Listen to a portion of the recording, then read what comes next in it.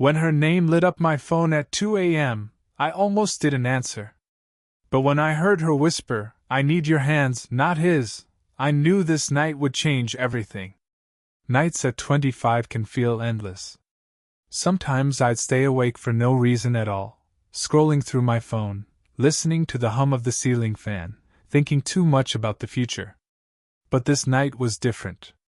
I was asleep when the vibration of my phone cut through the silence at exactly 2:03 a.m. At first, I thought it had to be a mistake. Nobody calls me at that hour. Nobody except her. Her name lit across my screen, and for a moment, I just stared. She was someone I respected, someone older, someone whose life was always more complicated than mine. I hesitated, thumb hovering over accept, wondering if I'd regret this. But curiosity, no concern, made me answer. The sound of her voice was nothing like I expected. Low, tired, almost breaking. She didn't start with hello. She didn't even apologize for waking me. She just whispered, "I need your hands, not his." I froze. The weight of those words settled into the quiet of my room. Not his. I didn't ask questions. I couldn't. All I could hear was something raw behind her voice, a kind of vulnerability I'd never heard from her before. I told her I'd come, already pulling on my shoes with one hand while holding the phone with the other. The world outside felt like another planet. Streets empty, the air heavy with last night's rain, every streetlight humming above slick asphalt.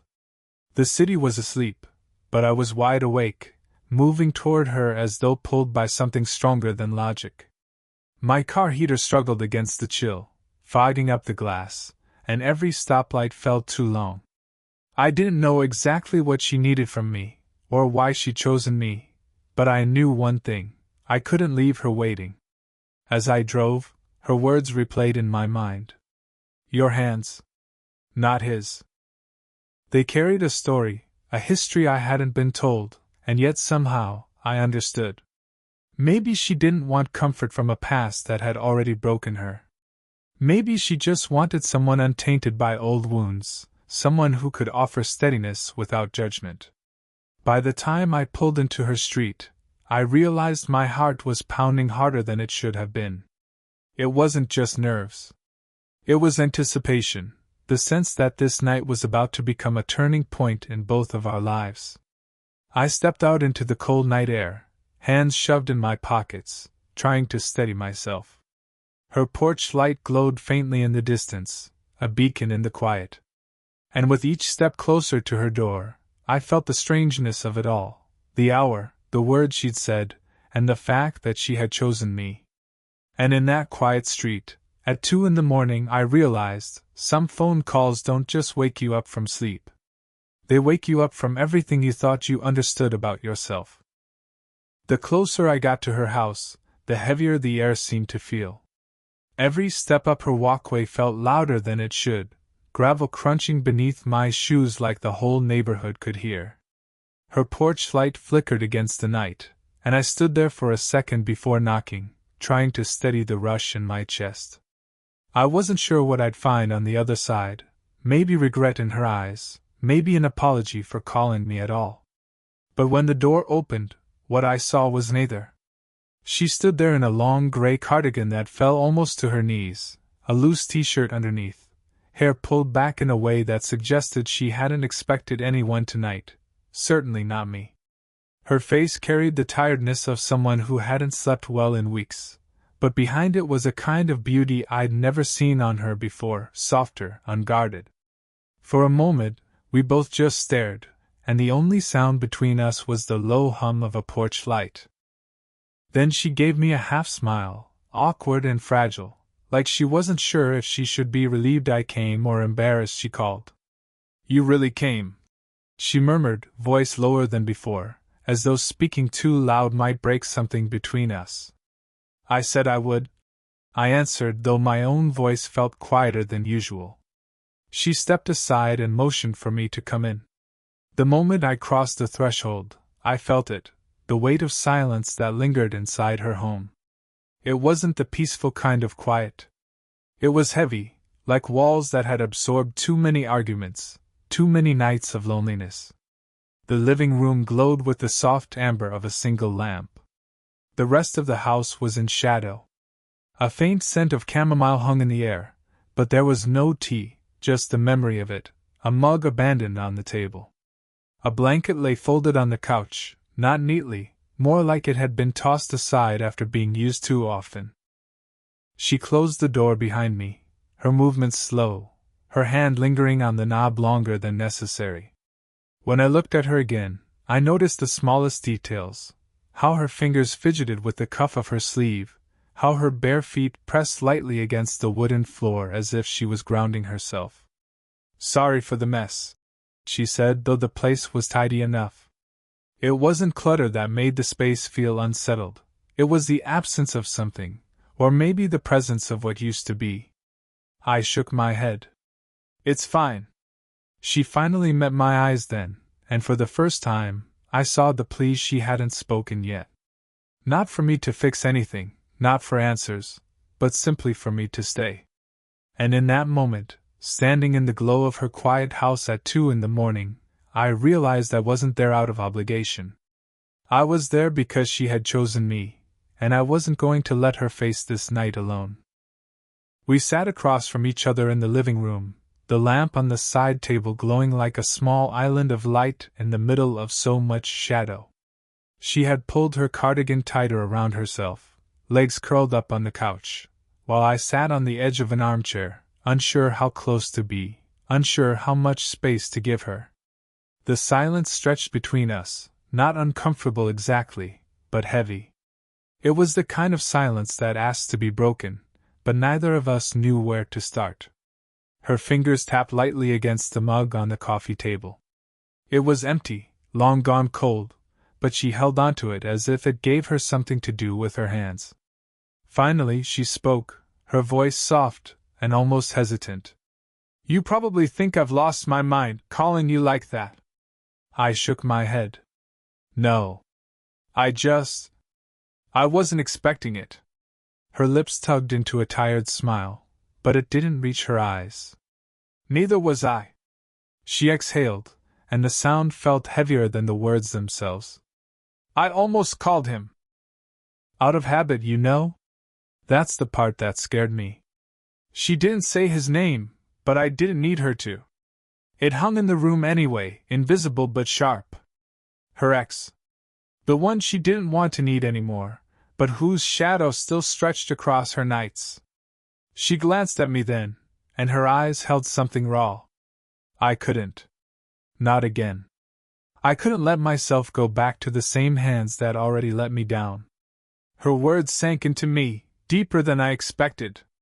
She was telling me more than she meant to, not just about him, but about herself. About what she was fighting against. I didn't try to fill the silence that followed.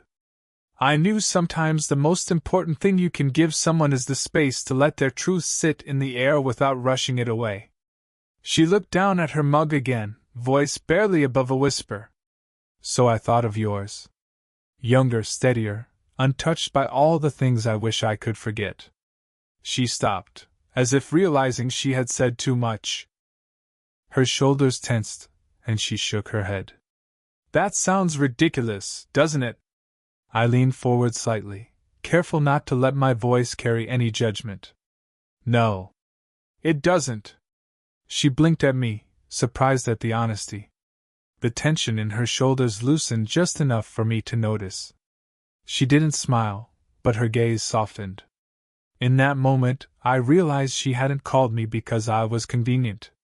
She called me because she needed something she couldn't explain, something untainted, something simple in a world that had grown too complicated for her. And though I didn't know what this night would mean for us, I knew one thing for certain. I was exactly where I was supposed to be. The minutes felt stretched thin, like time itself was slowing down around us. The lamp hummed softly, its amber glow painting shadows across her living room walls. She had grown quieter, her words running out, but her presence felt louder than anything. I sat there, hands resting on my knees, not sure what she wanted me to do next. Then she lifted her gaze, steady but almost shy, and asked in a voice so soft I almost missed it. "Can I borrow your hands?" It wasn't a joke, though she tried to hide the seriousness behind a faint, crooked smile.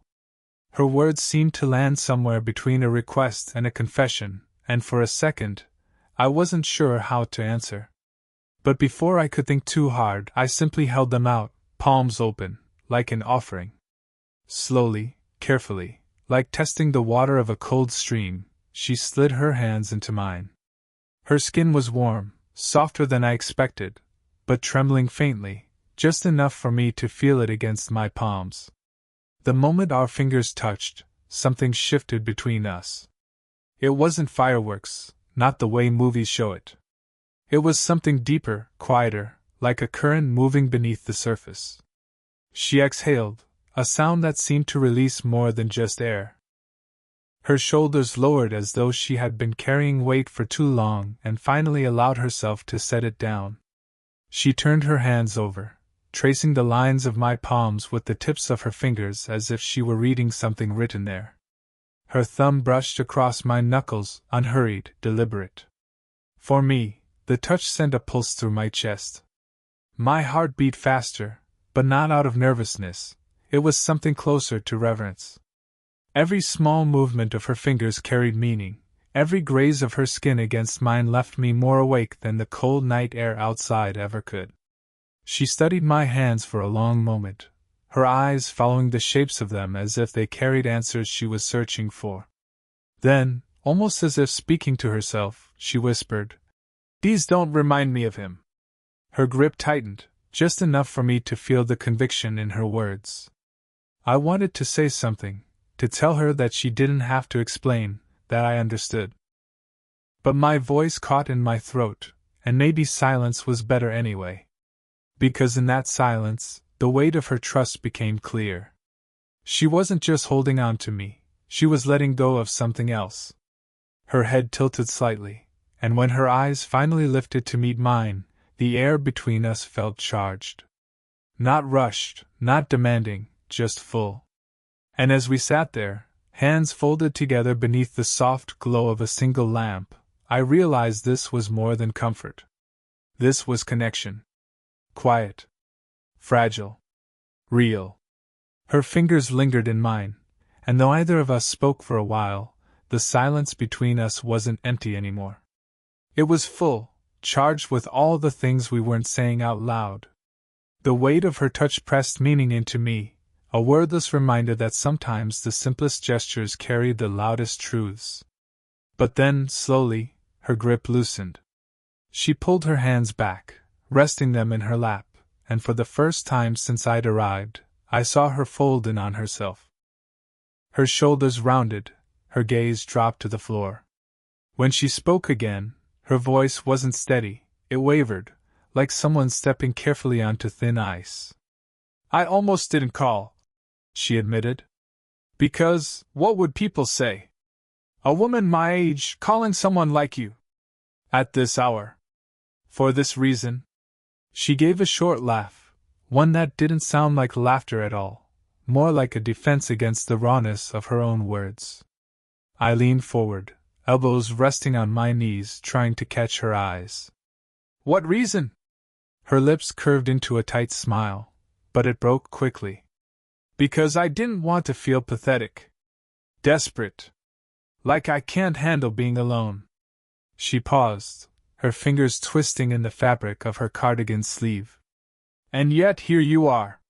She finally glanced up, and for the first time, I saw her without any armor. Her eyes were glossy but strong, carrying both defiance and fear at the same time. "The truth is," she swallowed hard, then let the words fall softly, "I was scared I'd call him. I almost did. And I knew if I did, I'd just end up back where I started, hating myself in the morning. So I thought of you. Someone different. Someone steady." I felt her words settle into me, heavy and humbling. I didn't want to answer too quickly. I didn't want to cheapen the courage it had taken her to say them. So I let the silence stretch, my heartbeat filling the space until I finally said, with all the honesty I had, "You called me, and I came. That has to mean something." Her face softened. It was subtle, almost imperceptible, but her shoulders loosened as though some invisible rope around her chest had slackened. The corners of her mouth lifted, not quite a smile, but close enough to feel like one. Without realizing it, she had shifted closer. Her knee brushed against mine, and then her shoulder leaned lightly into me, a contact so small yet so powerful it rooted me to the couch. Her hair fell against my cheek, carrying the faintest scent of lavender, like she'd used it before bed. For a moment I didn't move. I just let her stay there, her presence against me warm and grounding. And though no promises were spoken aloud, I felt it. Her silent confession wasn't only about fear. It was about trust. A fragile offering, placed gently in my hands. And I knew I couldn't let it break. The house had grown impossibly quiet. The lamp still cast its soft amber glow, but it felt dimmer now, like even the light knew to soften around us. She was close, so close that I could feel the heat of her shoulder pressed against mine, the subtle weight of her leaning into me as though she had finally allowed herself to rest. My hand rested on the couch cushion, inches from hers, and I became painfully aware of the space between us. Every time her fingers shifted, every time her breath caught, I felt it. My chest tightened, not with fear, but with the quiet ache of wanting to close the gap. She lifted her head slightly, turning just enough for her eyes to meet mine. The distance between us narrowed, and suddenly the air felt heavier, charged. Her gaze lingered, dipping once to my mouth before darting back up again. My pulse stumbled, racing ahead of me, and before I could stop myself, I leaned in, just a fraction, just enough for her to notice. Her lips parted, the faintest intake of breath escaping. My heart thundered in my chest, and I swear the whole room tilted forward with us. We were close enough that I could feel the warmth of her breath against my skin, close enough that if either of us moved a little more, the space between us would vanish completely. But then she froze. Her eyes fluttered shut for half a second, and when they opened again, I saw it, the conflict, the hesitation, the years of caution and self-protection rising up to stop her.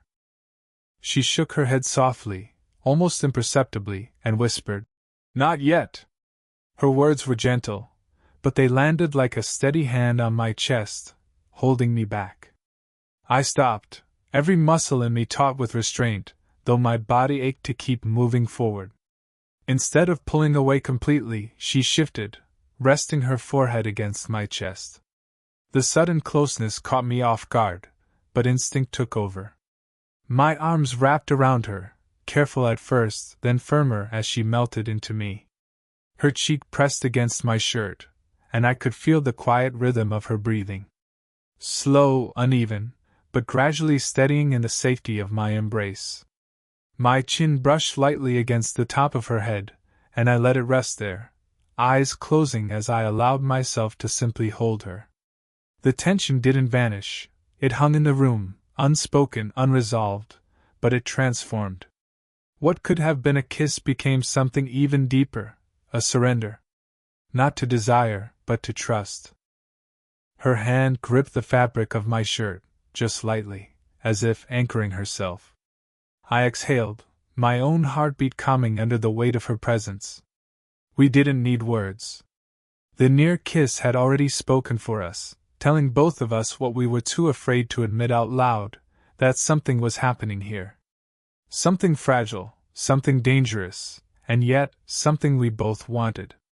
And in the quiet, wrapped in each other's stillness, I realized that sometimes the most powerful moments aren't the ones that happen, but the ones that almost do. At some point, the night gave way to sleep. Not the deep, dreamless kind, but the fragile half-sleep of two people too aware of each other to completely drift away. When my eyes finally opened again, the first light of morning was spilling in through the thin curtains, painting her living room in soft gold.